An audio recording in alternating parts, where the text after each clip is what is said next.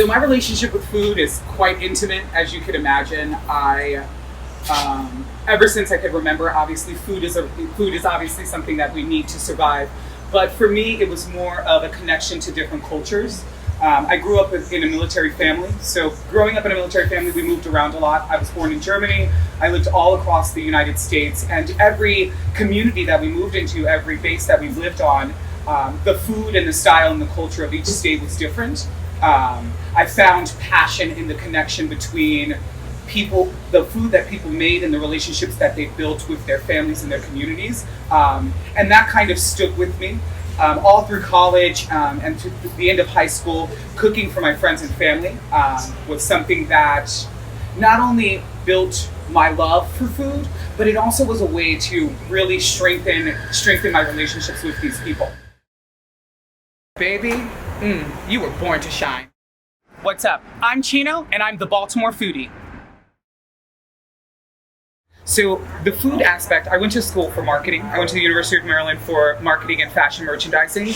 I ended up changing all of my entire life path. Obviously, we plan our lives to be some sort of way, or we plan our career to be some sort of way, and we kind of either fall into that or fall into something different. I ended up struggling a little bit after college, finding a job in the fashion industry. Ended up doing a bunch of disaster relief, doing political protesting, and I got a job actually working for an artist in Brooklyn, and I was just teaching him how to social media. I lucked up. I was, because of my age, when I got into college, my freshman year of college was the first year Facebook was invented. So I became acclimated with social media as second nature because I didn't have to learn it. It was literally growing and manifesting as I was also growing.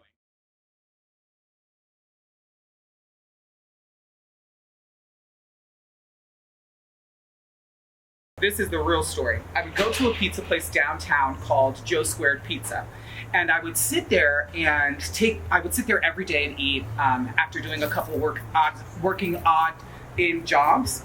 And I ended up sitting at Joe Squared one day, and the producers of Food Paradise on the Travel Channel at that time were sitting next to me. And my personality obviously isn't shy. I had already adorned this blue beard, and my personality started to kind of elevate. And they asked me if I wanted to be on the show the next day. I said, do I want to be on a show? Do I want to be on a show? Of course I want to be on a show. You want me to sleep here? I'll stay here. I came the following day, I got on the show. They then kept in contact with me. I ended up on 4 different episodes of Food Paradise, 3 in Baltimore and 1 in Philly. From that first initial show, I realized that I kind of had a knack I had the eye for social media. I minored in photography, so I always had an eye to shoot, but I never really thought that food was going to be the thing. And it just so happened I fell in line in a pocket of time where the people who owned restaurants didn't necessarily know how to foster their identities on social media.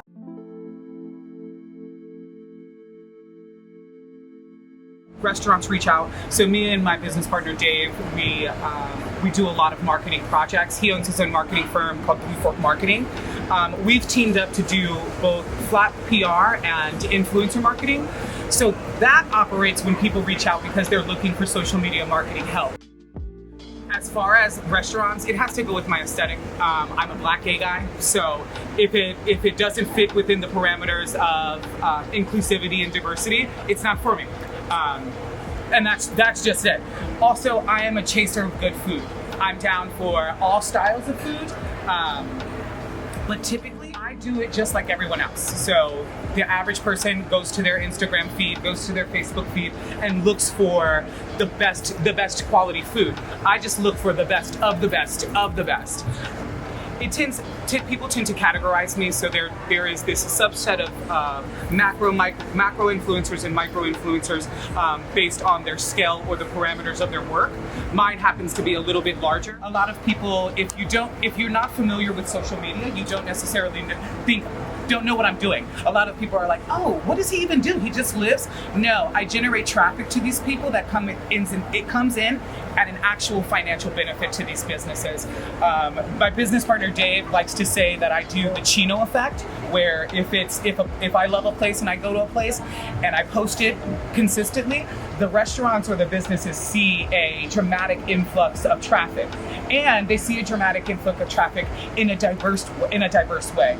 Because obviously, the people who are following me know that this is who I am. I'm very transparent on the things that I deal with in my personal life, and I try to include that in my food journey, so that people know that I'm not about to go sit in a place that has allegations of racism, sexism, homophobia, Islamophobia, any of these phobias. I'm not doing it.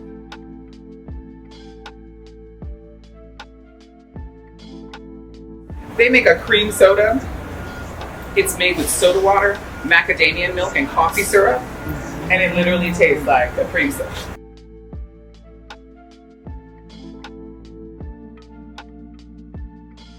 I am lucky enough to call the owners of Big Coffee friends. Both Sarah and Andrew have been friends of mine for a few years. When I met Andrew, he had a whole different career path, and I'm so happy that he found his footing in the coffee world.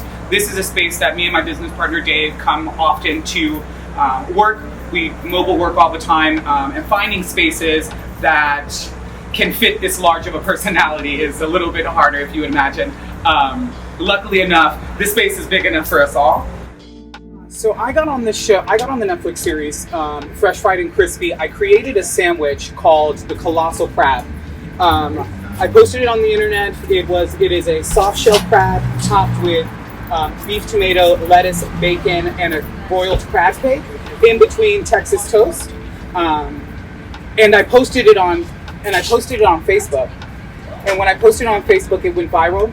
It had a couple million views and shares on Facebook. Netflix then picked it up with Ugly Brother Studio.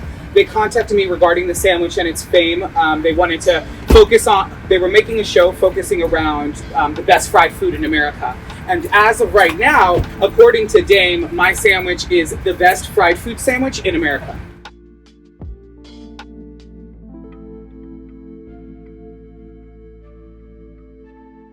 Unicorn, peacock, rainbow mantis shrimp.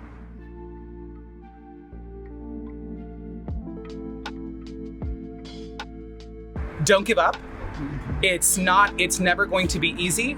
If anything that's worth it is never going to be easy, but it turns out to work out just fine.